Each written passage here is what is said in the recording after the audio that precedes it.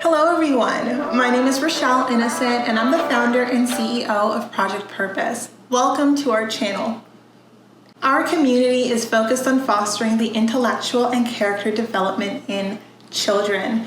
We do this through our parent-child workshops that are focused on 4 themes: autonomy, self-efficacy, compassion, and self-concept, in order to cultivate grit, perseverance, and resilience in each child. At Project Purpose, our overarching mandate is to renew and rebuild family, community, and relationships. Our different social media platforms provide us with an opportunity to have discussions on all topics that relate to family, community, and relationships with ourselves as well as with others, with a primary focus on mental health and education. More precisely, the ways that the institutions of mental health and education play a role and have played a role in our societies at large. These discussions and debates provide us with an opportunity to think critically about what needs to change within these structures in order for us to live up to our bold slogan: support, protect, and empower each child through youth-focused development, better known as leadership in juvenescence. We recognize that in valuing our children's leadership potential, this also translates as recreating and co-creating environments, both socially and politically, that will enable our children to thrive. For those of you who are particularly keen on the topic, definitely check out our website. We write thought pieces every other Sunday, and we just dropped a thought piece this past Sunday. So definitely meander over and read through our content. As an alternative, for those of you who are running errands, you're out and about, and you are on the go, take us with you. We are now available on 10 different podcast platforms for your listening leisure, and we've provided you with the links down below. Now, as is the convention, definitely be sure to subscribe, hit that post notification bell so that you are aware of every time we post. And of course, if you like these conversations and you want to keep them going, like, comment, and share this segment. Let's get into it.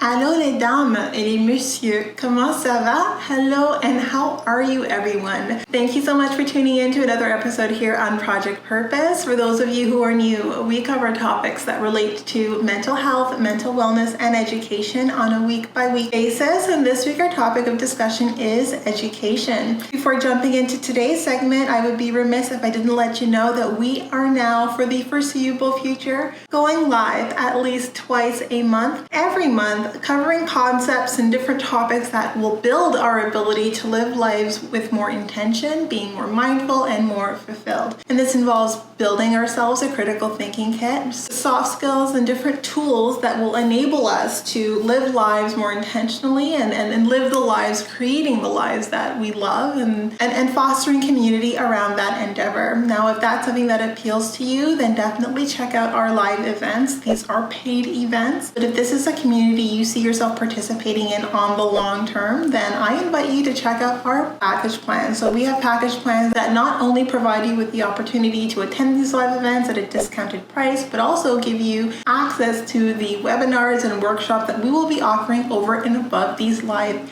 events. Now, we do have a bird's eye view of the calendar for the rest of 2021, and we will be launching our calendar for 2022 in December. So definitely stay tuned. And if this appeals to you and we're excited at the prospect of being able to facilitate and host these sessions, we are bringing the energy, we are bringing the excitement, the engagement. So definitely think on that as you reflect or start to reflect on your New Year's resolutions and think about where it is you want to put your time and energy in the upcoming year. Now that that's taken care of, let's jump into today's topic. And today's video, we're going to be talking about closing the aptitude gap. So really, this is about cultivating the tools that align with the mindset of being a lifelong learner. And being a lifelong learner, we're always looking at ourselves, critiquing ourselves, where we are, and giving ourselves the best possible way to get to where it is we want to go. And the best way to do that is to always think about our own individual journey, our learning journey, and to be the ones who are are very intentionally creating, maintaining, and revising that learning journey with the idea of closing that aptitude gap. This is essentially being intentional about building out your learning trajectory. We're going to be lifelong learners, and learning doesn't just happen in a formal setting. Learning can happen through mentorship, through coaching, and also learning can be on the ground. You can have experiential education, and it's important that we think very intentionally about all of these different forms of learning and build our own learning plan based on where it is we see ourselves, or what skills or tools or even what knowledge that we'd like to gain that will help reinforce or sort of build into our worldview as we grow and go through life. This is going to be 3 steps to how to chart your trajectory, and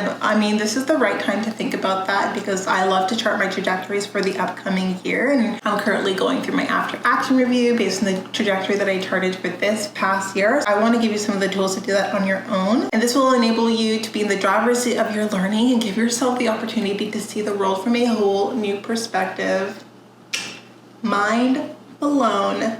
And by yourself, no less. I mean, that is pretty impressive. There is no greater feeling than bridging the gap between where you are now and where it is you envision yourself on being in your mind's eye. And it takes skills to do that. So we can dream all we want, but a dream without goals is hardly something that we've given ourselves the capacity to achieve. So I'm here to kind of build the bridge between dreams by creating different goals to get there. So the 3 steps are really about envisioning the bridge, building the bridge, and crossing the bridge. And that sounds very simple, but I'm going to go into each of these steps in more detail, that we're all level setting and starting with the same baseline as we think about closing the aptitude gap for ourselves. When we think about how it is we want to create our learning trajectory, there are 2 things that typically inform our paths of learning, or the things that we end up learning. And one of that is our curiosity, and you want your curiosity to inform your learning trajectory because it helps give you the passion and feel the push forward. And then the second thing is you want to build stepping stones. You want to give yourselves short-term, mid-term, and long-term goals that will get you from where you are now and where you are in the future. And envisioning all of those little steps in between makes it more tangible and also makes achieving those goals, especially those big stress streams, they make it a lot more accessible to you. And I find that these 2 elements, curiosity and building out your path, so building out your short-term, mid-term, and long-term goals in order to achieve what it is that you've envisioned, all of this fuels into your passion. It builds into your curiosity that you need in order to continue to invest your time and cultivate the self-discipline that is going to be required to get you there. So really harnessing, channeling your energy very mindfully towards accomplishing these endeavors, especially when you know it's going to take you time. And typically, if we don't have the curiosity, if we don't have different steps in place, it's easy to get demotivated, discouraged, or distracted. And we do not want any of those things to get in our way. So curiosity and building out your plans are going to help you just develop a deeper sense of investment to the process. And we all love the process. We all trust the process. And we recognize that we need to say that to ourselves, especially in the moments where we don't feel it. We love the process. We trust the process, because if you're stretching yourself, if you're really giving yourself permission and the green light to go way outside of your comfort zone, you need to anticipate. You need to expect preemptively that 1, it's going to be challenging. When you push yourself to grow and to learn new things, it's going to challenge every aspect of your being, and you need to be ready for that. It's going to be discouraging at times. You're going to have moments where you just feel deflated, where life is like beating you up, trying to get you to give up on pursuit of what it is that ignites you. And I find that the more you want something, the closer you get, the harder the climb. And you really need to make sure that you put yourself in the right frame of mind to achieve it and to push yourself through some of the mental blocks and even sometimes the physical blocks that can get in the way along that journey. And 3, the process will also involve deepening and strengthening your own willpower and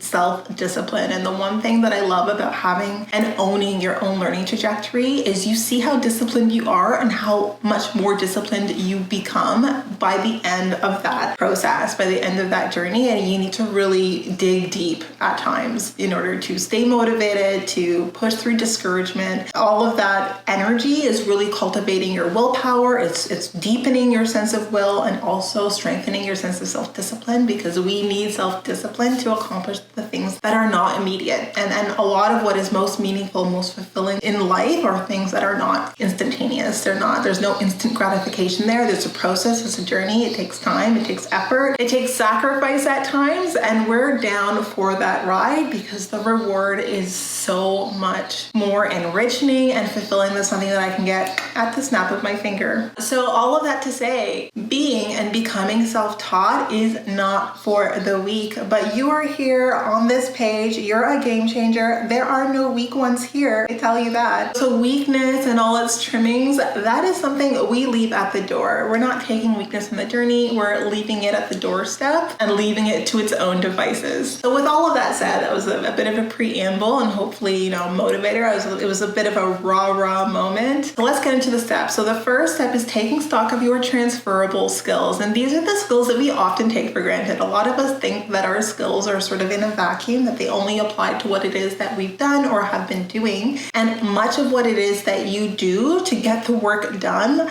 are skills that you can transfer into something else, into a different role or into a different setting or environment. And sometimes it's not immediate to you. It's not immediately clear. And this process of taking stock of your transferable skills, of getting a sense of what skills you have that lend to different trajectories, different avenues, different careers, whatever the case might be, like just different places where you'd like to put your energy, it's important to be very mindful of that, because then you know what you don't need to take on, like what learnings you don't need to harness, because you kind of got it experientially or you got it inadvertently based on just the experience that you have. So I typically will give myself a day to brainstorm and to take full stock of my transferable skills, and then I write them out. And you can build yourself a master list of all of your transferable skills, but sometimes it's the context that really helps you think about the skills or the things that you've done and how it would translate in a different way. And this requires creativity because, again, it's not always like immediate. Like sometimes you need creative thinking to do that. So give yourself the day to brainstorm and write everything down. Like nothing is off limits. Write it all down and then revise that list later. But the first step when you build out your learning plan is taking stock of the skills that you've already developed just by living your life and what that leaves by way of what it is that you need to cultivate and what it is you need to develop in order to get you to where it is you're hoping to go. And give yourself a minimum. So by the time that day is done, make sure that you have at least 15 attributes. And I am telling you, for every and any trajectory, you can get at least 15, especially if I'm giving you creative license. Like you can really stretch out the things that you've done that would be applicable. And it can be anything based on like customer service, being client facing, based on technical skills, just based on what you read at one point in time. Like literally any exposure that you've had by any degree is something that you can leverage as a transferable skill, or at least as a prerequisite skill that will help get you there a little bit sooner. The second step is determine the trajectory. And the more times you do this, the more you realize that there are so many ways and there's so many different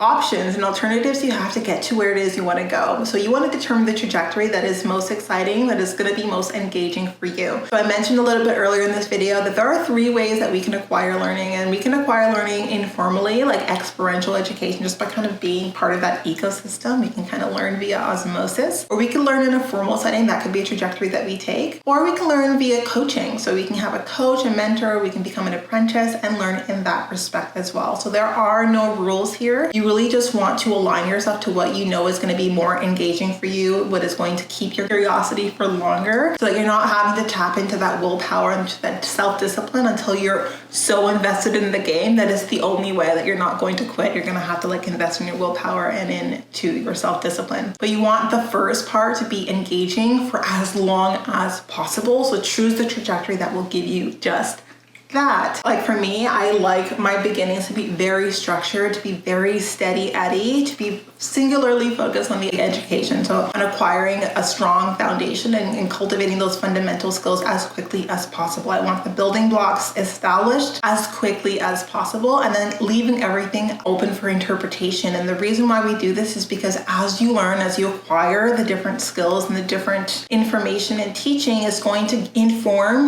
what it is you need to do next. So I I think the first few steps should be fairly concrete, they should be fairly structured, but then you leave everything else sort of open to the experience that you are going to be diving yourself into, and that experience should be informing the steps that you take moving forward. And then the last step, and this might be the most obvious step, I'm not sure. I mean, I think this is the most obvious step. It's to get started and trust the journey. And I think this is the hardest because sometimes we get stuck in planning. We love to plan, we revise, we perfect, and we find that years have gone by that we've been looking at our plan, we've been studying it, we've been revising it, but we can't get started. So this is me saying that, if you want to close that aptitude gap, you need to do the planning. It's really important for sure, but then you need to just jump and trust the journey. Once you get started, the journey itself will inform your trajectory moving forward. You need to give yourself permission, the green light, to stretch and to grow. And a lot of the times when it is the case that we are the ones driving our learning, it is scary. I mean, it is a roller coaster of activity. There's highs and lows. There's experiences that are, the ones that we love to tell, and the experiences that, it takes a little bit of time to tell. And like the journey is filled with laughter, with pain, like just so many different things that we'll appreciate along the way. The things that we anticipate and can be the reason why we stall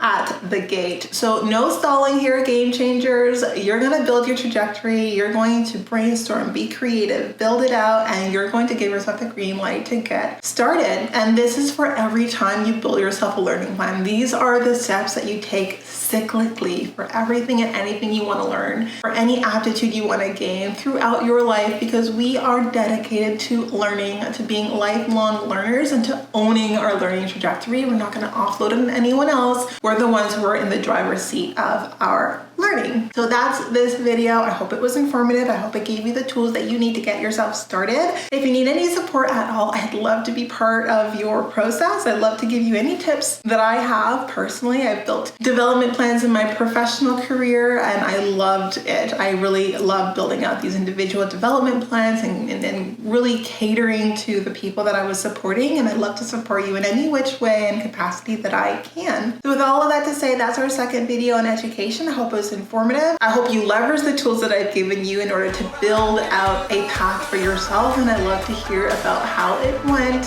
as you get yourself started. So all that to say, thank you so much for tuning in, and we'll see you in next week's video. Talk to you soon.